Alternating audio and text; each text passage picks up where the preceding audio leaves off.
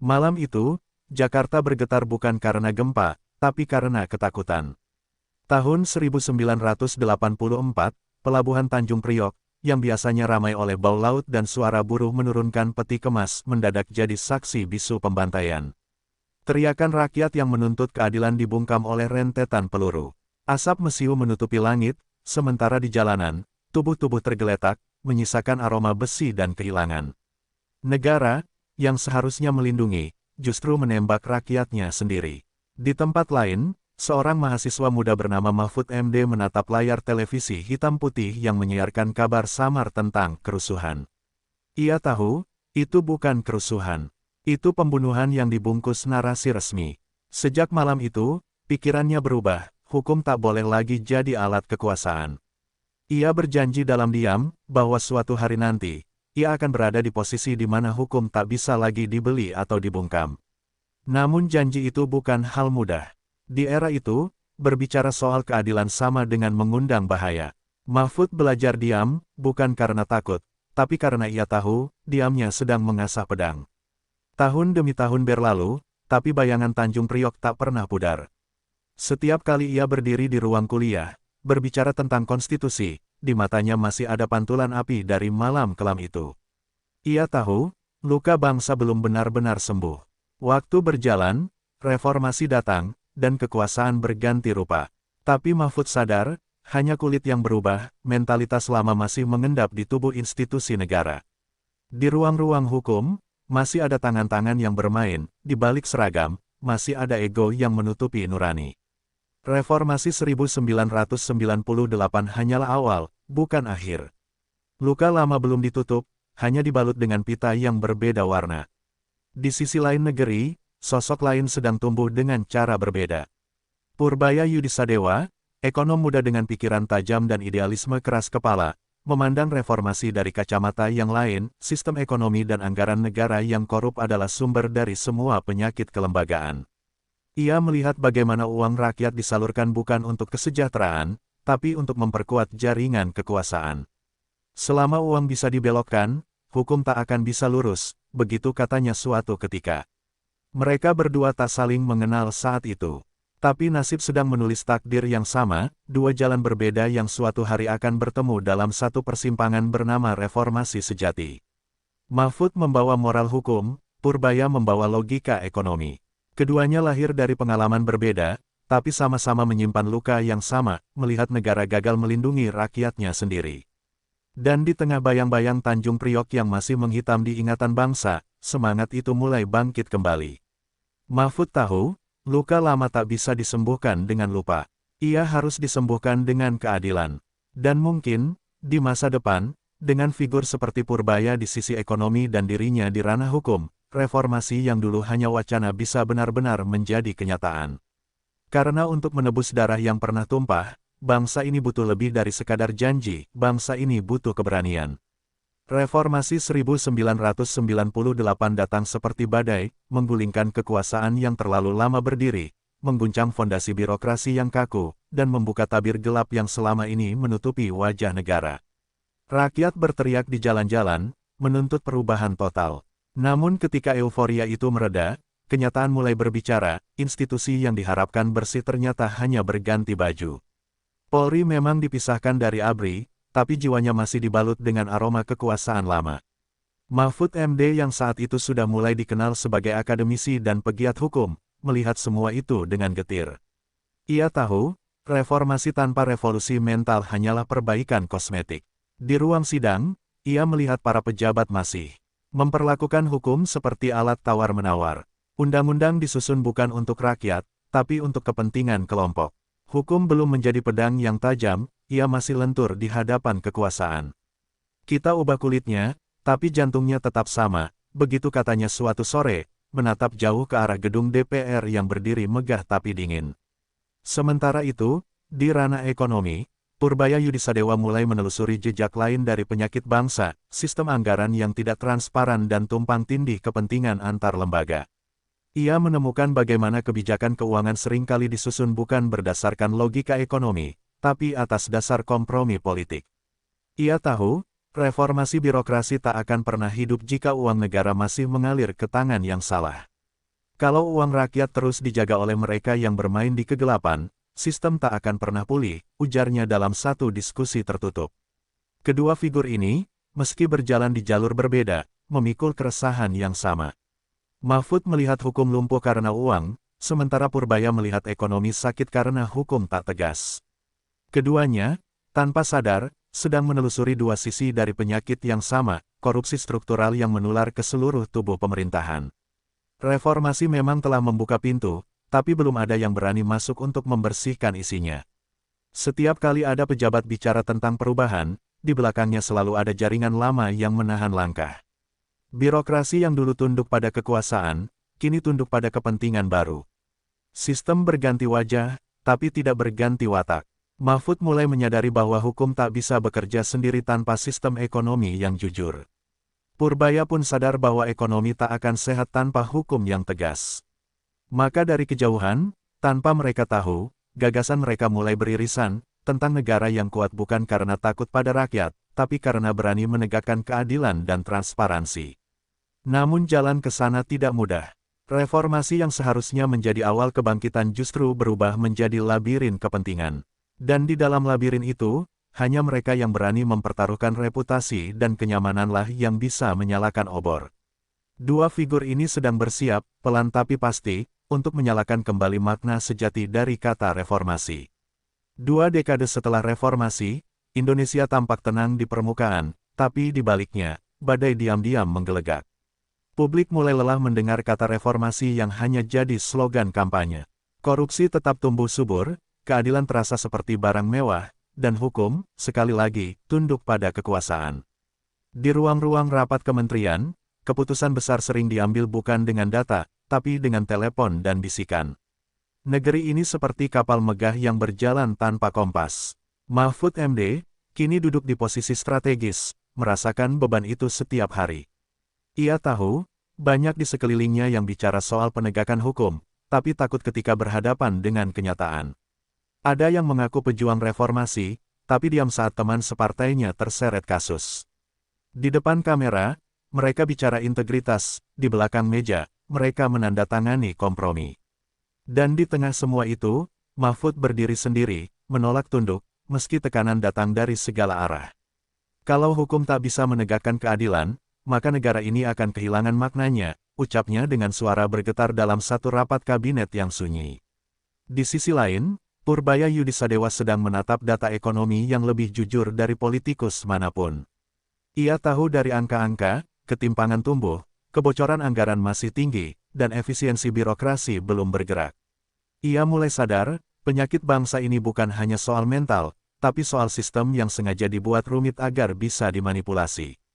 Kita hidup di negara yang terlalu pandai membuat aturan, tapi malas menjalankannya, gumamnya suatu malam di ruang kerjanya yang sunyi. Negara seolah berdiri di dua kaki yang tak seimbang, satu di ranah hukum yang rapuh, satu lagi di ekonomi yang pincang. Di tengah kondisi itu, muncul gelombang keputusasaan baru, rakyat mulai apatis, aparat mulai sinis, pejabat mulai terbiasa dengan kebohongan. Tapi di tengah kelelahan nasional itu, dua nama terus muncul di ruang publik, Mahfud dan Purbaya. Mereka dianggap anomali, orang-orang yang tetap lurus di tengah sistem yang bengkok. Mahfud menolak tunduk pada tekanan politik, sementara Purbaya menolak ikut permainan anggaran. Ketika keduanya berbicara, publik mendengar sesuatu yang langka, kejujuran. Bukan retorika, bukan pencitraan, tapi kejujuran yang lahir dari kesadaran bahwa bangsa ini sedang berada di tepi jurang.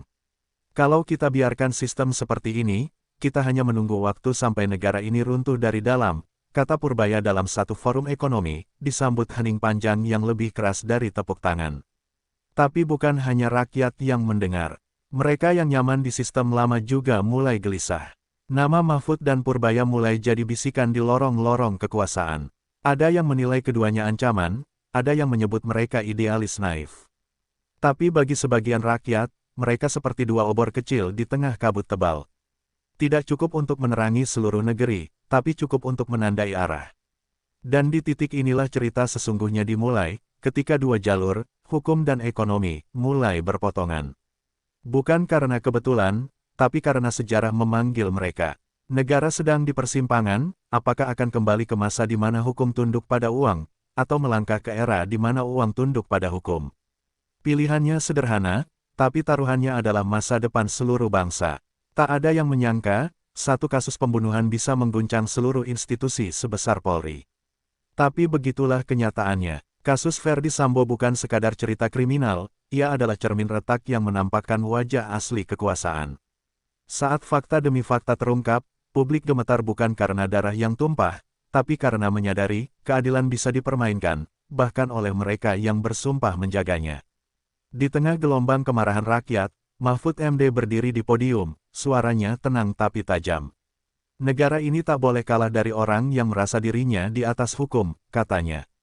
Kalimat itu seperti cambuk, membangunkan rasa takut dan hormat dalam satu waktu. Banyak yang berharap kata-kata itu hanya akan jadi retorika, tapi Mahfud membuktikan sebaliknya. Ia menolak intervensi, menolak tekanan, dan menolak diam. Ia tahu, jika kali ini hukum tunduk, maka seluruh perjuangan reformasi akan gugur. Sementara itu, dari sisi ekonomi dan kelembagaan, Purbaya Yudisadewa memperingatkan hal lain. Ia melihat betapa mahalnya harga integritas di negeri ini. Ketika hukum bisa dibeli, maka anggaran pun akan bocor. Karena siapa yang takut pada hukum, jika hukum bisa disewa? Ucapnya dalam satu rapat tertutup di Kementerian Keuangan. Kalimat itu membuat ruang hening. Ia tak sedang menyindir, ia sedang menelanjangi sistem. Publik menyaksikan pertarungan moral terbesar sejak reformasi, antara keberanian dan kekuasaan.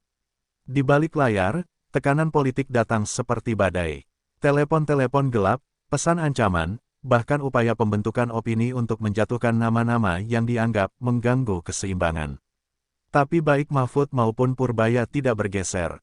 Mereka tahu, keadilan yang sejati hanya lahir jika seseorang berani melawan arus, meski harus berjalan sendiri. Dan benar saja, ketika proses hukum mulai menyingkap kebenaran, sesuatu yang langka terjadi, publik mulai percaya lagi pada negara.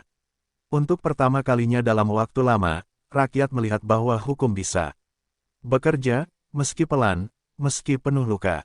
Mahfud tidak hanya menegakkan hukum, ia menegakkan kepercayaan. Di sisi lain, Purbaya menguatkan sistem, memastikan uang negara tidak lagi mengalir ke jaringan gelap yang sama.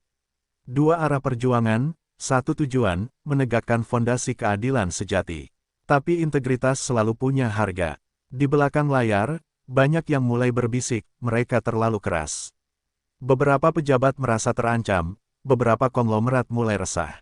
Namun Mahfud dan Purbaya tahu, reformasi tak bisa dilakukan oleh orang yang ingin disukai semua pihak. Kebenaran tidak butuh tepuk tangan, hanya keberanian untuk terus berdiri. Kasus Sambo akhirnya selesai, tapi gema peristiwanya tidak. Ia meninggalkan pesan yang lebih besar, bahwa perubahan hanya mungkin jika ada pemimpin yang berani menatap wajah gelap kekuasaan tanpa mundur. Di malam yang sama, saat Mahfud menutup map berisi laporan akhir kasus, ia berbisik pelan, reformasi belum selesai. Dan di tempat lain, Purbaya menatap grafik keuangan negara di monitornya dan bergumam, belum. Tapi kali ini, kita tidak akan berhenti di tengah jalan. Setelah badai kasus Sambo mereda, sesuatu mulai bergerak di balik tembok-tembok kekuasaan. Untuk pertama kalinya dalam waktu lama, publik melihat secercah kejujuran di antara kabut tebal birokrasi. Tapi Mahfud MD dan Purbaya Yudisadewa tahu, satu kasus bukanlah kemenangan, melainkan tanda bahwa penyakit lama masih hidup. Reformasi sejati, kata mereka, tak bisa berhenti di hilir. Ia harus dimulai dari hulu, dari akar sistem yang membusuk. Mahfud mulai menata ulang arsitektur hukum negara. Ia tidak lagi bicara reformasi sebagai teori, tapi sebagai operasi bedah besar. Ia dorong pengawasan internal di lembaga hukum, menuntut transparansi dalam penegakan perkara, dan memaksa lembaga yang dulu kebal kritik untuk membuka pintunya pada publik. Ia tahu, hukum yang tertutup hanya melahirkan kekuasaan yang gelap. Kalau kita biarkan ruang ini gelap, maka keadilan akan mati tanpa suara, katanya dalam satu forum hukum nasional yang disiarkan langsung. Di saat yang sama, Purbaya bekerja di jalur yang berbeda tapi seirama. Ia menelusuri aliran dana publik, memotong rantai birokrasi yang panjang, dan memperkuat sistem pengawasan fiskal agar tidak ada lagi ruang bagi permainan anggaran. Ia mendorong digitalisasi keuangan negara, bukan sekadar modernisasi, tapi pembersihan struktur. Kita tidak bisa bicara integritas jika uang negara masih bisa disembunyikan, ujarnya tegas di hadapan pejabat kementerian. Langkah mereka tidak spektakuler, tapi mengguncang dari dalam. Setiap regulasi baru yang dibuat Mahfud menuntut transparansi, dan setiap kebijakan fiskal dari Purbaya menuntut akuntabilitas. Dua hal yang selama ini dianggap ancaman oleh mereka yang hidup dari sistem lama. Karena di balik jargon efisiensi dan birokrasi, sebenarnya ada kepentingan yang tak rela kehilangan pijakan. Mulailah perlawanan halus itu muncul. Sebagian pejabat menunda keputusan, sebagian lainnya menyebar narasi bahwa kebijakan baru terlalu keras. Ada yang menyebut Mahfud terlalu idealis, ada yang menuduh Purbaya terlalu teknokrat. Tapi mereka tahu, perlawanan adalah tanda bahwa arah mereka benar. Kalau tak ada yang marah, berarti kita belum menyentuh sumber masalah, kata Purbaya sambil tersenyum getir. Dalam sebuah pertemuan tertutup, Mahfud dan Purbaya akhirnya duduk di meja yang sama. Dua figur dengan gaya berbeda, satu dengan idealisme hukum, satu dengan kalkulasi ekonomi, kini berbicara dengan satu bahasa, reformasi sistemik. Negara ini tidak bisa lagi dibiarkan berjalan seperti tambal sulam, ujar Mahfud. Purbaya menimpali, kita ubah jaringannya, bukan hanya warnanya. Dari pertemuan itulah, lahir gagasan besar tentang reformasi lintas sektor dari keuangan, hukum, hingga institusi penegak aturan. Dan di luar sana, tanpa mereka sadari, rakyat mulai merasakan dampaknya. Transparansi meningkat, pengawasan diperketat, dan kesadaran baru tumbuh, bahwa perubahan tidak selalu datang dengan suara gemuruh. Kadang ia datang dalam bentuk kebijakan yang senyap, tapi mengguncang fondasi lama yang selama ini dianggap tak tergoyahkan. Reformasi kini bukan lagi kata yang kosong. Ia mulai punya wajah, dan wajah itu adalah integritas. Reformasi selalu tampak indah di atas kertas, sampai ia mulai mengancam kepentingan. Ketika kebijakan Mahfud dan Purbaya mulai menembus dinding lembaga-lembaga yang dulu tak tersentuh, bayangan perlawanan muncul dari tempat yang paling tak terduga dari dalam tubuh pemerintahan itu sendiri. Awalnya, tanda-tandanya halus. Dokumen penting yang tiba-tiba hilang, rapat strategis yang ditunda tanpa alasan, instruksi yang sengaja diperlambat. Tapi Mahfud tahu betul jenis permainan ini, ia sudah melihatnya sejak masa Orde Baru. Korupsi terbesar bukan pada uang, katanya pada stafnya, tapi pada niat. Dan kini, niat baik reformasi sedang diracuni oleh mereka yang merasa terancam kehilangan zona nyaman. Di sisi lain, Purbaya menghadapi bentuk perlawanan yang lebih dingin. Beberapa pejabat tinggi mulai mengajukan keberatan atas digitalisasi sistem anggaran yang ia dorong. Mereka beralasan, belum siap, padahal yang mereka takutkan adalah hilangnya celah untuk bermain. Di layar monitornya, Purbaya melihat aliran dana yang janggal, proyek-proyek yang nilainya membengkak tanpa alasan logis. Ia tahu itu bukan kesalahan teknis. Itu sabotase yang dibungkus birokrasi. Tekanan politik pun mulai datang. Beberapa media mulai menyorot Mahfud dengan tajam, menuduhnya terlalu mencampuri urusan hukum aparat. Sementara Purbaya diisukan, tidak pro-bisnis, karena menolak kompromi dalam kebijakan fiskal. Tapi keduanya tetap diam dalam satu hal, mereka tak membalas dengan kata, tapi dengan kerja. Dalam dunia yang penuh manipulasi, kerja nyata adalah bentuk perlawanan paling keras. Namun tak semua diam bisa diartikan kalah. Dalam setiap langkah yang mereka ambil, dukungan publik justru tumbuh.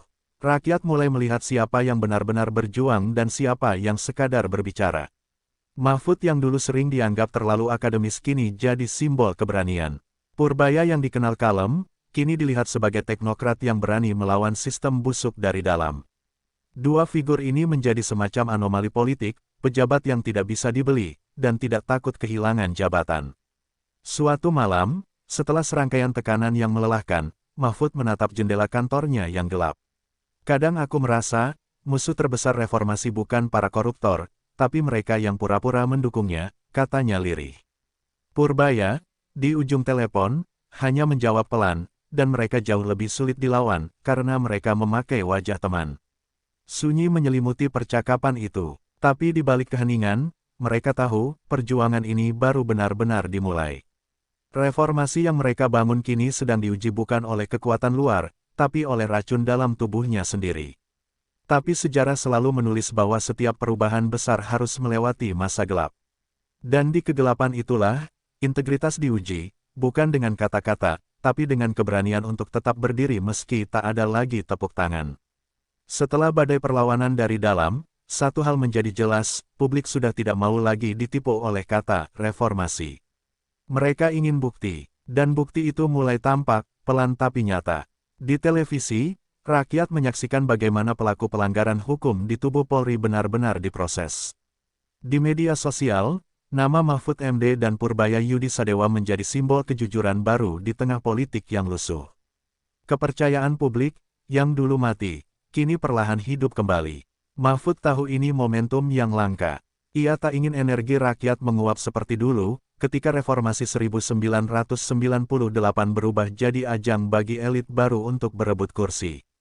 Ia mulai mendorong reformasi hukum lintas lembaga, koordinasi antara Kemenko Polhukam, Polri, dan Kejaksaan diperkuat, pengawasan internal dipertegas, dan yang paling penting, akses publik terhadap proses hukum dibuka lebar. Reformasi tak bisa lagi dilakukan di ruang tertutup, ujarnya di depan jurnalis, matanya tajam, suaranya tegas. Sementara di bidang ekonomi, Purbaya menggerakkan roda perubahan dari dalam sistem. Ia memastikan seluruh aliran dana publik tercatat secara digital, tanpa ruang manipulasi. Ia mendorong program, satu data anggaran negara, di mana setiap rupiah yang keluar bisa dilacak transparan hingga ke daerah. Banyak yang menolak, tapi rakyat menyambut. Karena untuk pertama kalinya, mereka bisa tahu kemana uang pajak mereka mengalir. Kepercayaan tak dibangun dengan kata, tapi dengan keterbukaan, katanya. Kolaborasi keduanya mulai terasa seperti dua tangan dari tubuh yang sama. Mahfud membersihkan ruang hukum dari ketakutan, Purbaya membersihkan ekonomi dari kebocoran. Keduanya menciptakan ritme baru dalam tata kelola negara, tegas tapi transparan, berani tapi terukur. Rakyat menyebutnya, duet pembenah republik. Sebutan itu bukan gelar resmi, tapi penghargaan paling jujur yang bisa diberikan oleh bangsa yang hampir kehilangan harapan. Namun mereka tahu, momentum tidak akan bertahan lama. Di balik dukungan publik, ada arus kuat yang siap menarik kembali sistem ke keadaan semula. Elit lama bergerak diam-diam, menunggu keduanya lengah. Tapi kali ini, mereka bukan dua individu yang bekerja sendiri. Mahfud membawa rakyat di belakangnya, Purbaya membawa data yang tak bisa diputarbalikkan. Bersama, mereka menutup ruang kompromi. Kalau dulu reformasi dijaga dengan idealisme, sekarang kita jaganya dengan sistem, kata Purbaya. Dan hasilnya mulai terasa, kasus hukum mulai ditangani lebih cepat. Pengawasan proyek-proyek negara meningkat. Transparansi fiskal jadi tren baru di kalangan birokrat muda. Di universitas, mahasiswa kembali membicarakan reformasi bukan sebagai sejarah, tapi sebagai gerakan hidup. Seolah 2 dekade keterlambatan kini mulai ditebus, bukan dengan revolusi, tapi dengan keberanian yang tenang dan konsisten. Mahfud sadar betul, momentum ini tak boleh hilang.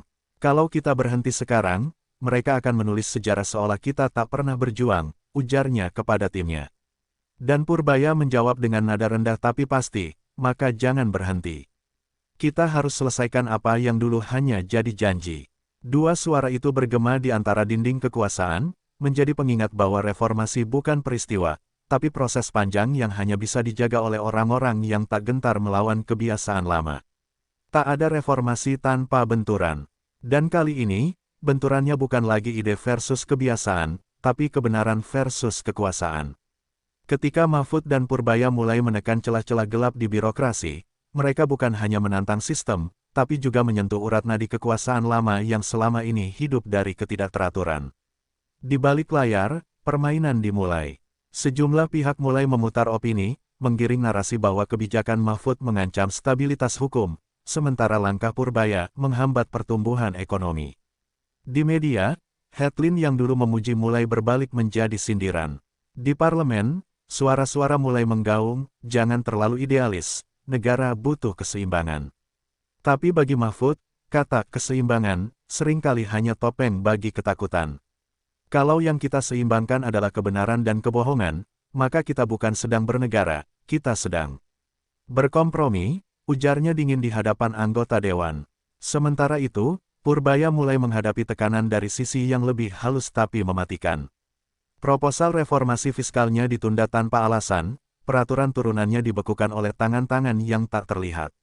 Beberapa proyek strategis yang ia awasi tiba-tiba diganti pemimpinnya, digeser ke orang-orang yang lebih mudah diajak bicara. Tapi ia tetap tenang. Di layar komputernya, Ia menatap data dengan tatapan yang sama seperti saat ia menatap kebenaran, dingin, tapi penuh perhitungan. Mereka bisa menunda, tapi tidak bisa menghapus jejak, gumamnya. Ketegangan makin nyata ketika dua figur ini mulai jadi bahan perdebatan di ruang politik. Ada yang menyebut mereka ancaman bagi stabilitas, ada yang menganggap mereka harapan terakhir bangsa. Mahfud dituding terlalu mencampuri Polri, sementara Purbaya dianggap terlalu banyak tahu. Tapi semakin banyak serangan datang, semakin kuat dukungan rakyat mengalir. Karena masyarakat bisa mencium kejujuran, bahkan ketika kekuasaan mencoba menutupinya. Satu malam, setelah serangan politik yang intens, Mahfud dan Purbaya bertemu diam-diam di ruang sederhana, tanpa kamera, tanpa ajudan. Mereka tidak menyerang kebijakan kita, kata Mahfud pelan, mereka menyerang makna di baliknya. Purbaya menatapnya dan menjawab, mereka takut bukan pada reformasi, tapi pada akhir dari kekuasaan lama. Sunyi menyelimuti ruangan itu, tapi di balik kesunyian, ada tekad yang semakin mengeras. Dan benar saja, tekanan yang dimaksudkan untuk melemahkan mereka justru memperkuat narasi besar, bahwa reformasi kali ini bukan lagi tentang pergantian pejabat, tapi tentang pertarungan moral. Publik mulai memihak, mahasiswa turun ke jalan membawa poster bertuliskan, jangan bunuh reformasi kedua. Momentum berubah menjadi gerakan sosial. Dalam diam, Mahfud dan Purbaya tahu satu hal, mereka mungkin bisa dijatuhkan secara politik, tapi gagasan mereka tidak akan bisa dibunuh. Karena gagasan yang lahir dari integritas tak butuh kursi untuk hidup, ia butuh keberanian untuk terus diperjuangkan. Dan malam itu, sebelum mereka berpisah, Mahfud berkata pelan, kalau esok kita kalah, setidaknya kita kalah di sisi yang benar. Purbaya tersenyum tipis, dan sejarah tahu siapa yang berjuang. Pagi itu, udara Jakarta terasa berat. Gedung-gedung tinggi memantulkan cahaya mentari seperti cermin dingin yang menyimpan banyak rahasia. Di salah satu ruang rapat kementerian, dua sosok duduk berseberangan, Mahfud MD dan Purbaya Yudisadewa. Tak banyak kata di antara mereka, hanya tatapan yang menyiratkan beban perjuangan panjang. Tapi ada satu kesadaran yang kini makin jelas, reformasi hukum dan reformasi ekonomi tak bisa berjalan sendiri. Mereka harus bersatu, atau keduanya akan tumbang bersama.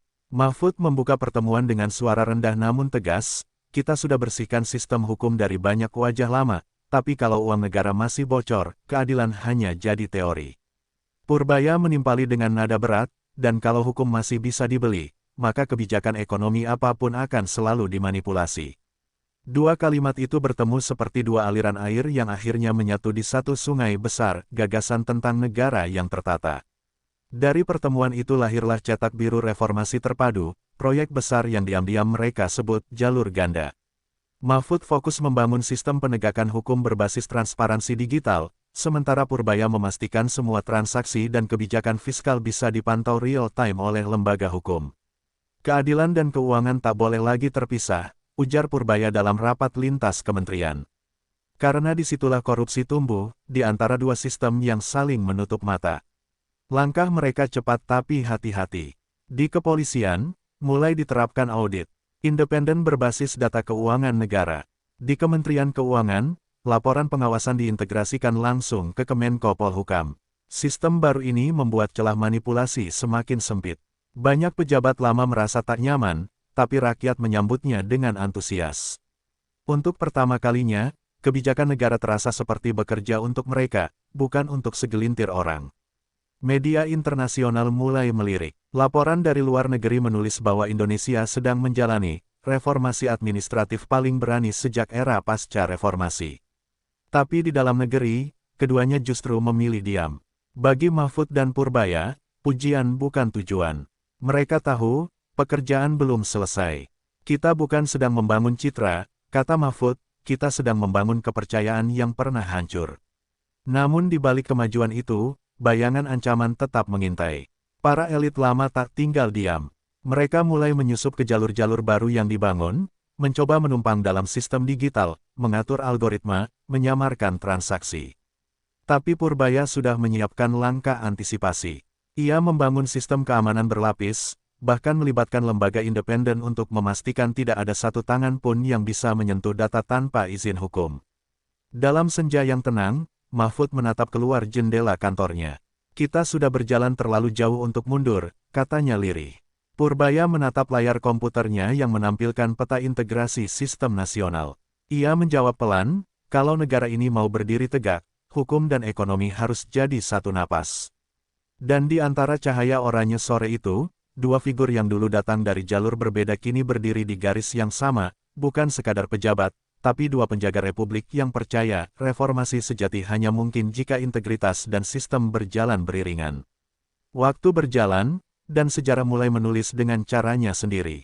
Apa yang dulu dianggap eksperimen berani, kini menjadi pijakan baru bagi generasi berikutnya. Reformasi yang dulu hanya hidup di seminar dan spanduk kampus, kini menjelma menjadi sistem yang bekerja, nyata, bukan janji. Di layar publik, transparansi bukan lagi slogan. Setiap warga bisa mengakses data anggaran, memantau kinerja hukum, dan melihat keadilan tanpa harus menunggu berita di televisi.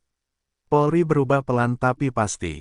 Dari institusi yang dulu dituduh tak tersentuh, kini menjadi contoh bagaimana akuntabilitas bisa ditegakkan. Di setiap kantor kepolisian, ruang pengawasan terbuka dibangun. Setiap laporan bisa dilacak oleh publik. Dan di ruang-ruang kelas akademi kepolisian, nama Mahfud MD disebut sebagai pelopor keberanian hukum, bukan karena jabatannya, tapi karena sikapnya yang menolak tunduk pada ketakutan. Hukum itu bukan alat negara, hukum itu napas keadilan, begitu salah satu kalimatnya yang kini tertulis di dinding akademi. Sementara di sisi ekonomi, jejak Purbaya Yudisadewa membekas dalam kebijakan fiskal modern. Sistem, satu data anggaran, yang dulu ia dorong kini menjadi fondasi pengawasan keuangan negara. Tidak ada lagi ruang bagi proyek fiktif, tidak ada lagi uang publik yang menguap tanpa arah. Generasi muda di Kementerian Keuangan menyebutnya, era terang, masa ketika angka dan moral akhirnya sejalan. Di ruang kerja Purbaya yang kini kosong, satu kalimat tertulis di dinding, kejujuran adalah algoritma pertama bangsa yang maju. Rakyat merasakan perubahan itu. Mereka tak lagi melihat reformasi sebagai janji elit, melainkan sebagai hasil kerja orang-orang yang berani melawan kebiasaan lama. Dari desa hingga kota, dari kampus hingga kantor pemerintahan, gagasan tentang integritas mulai menjadi kebanggaan baru.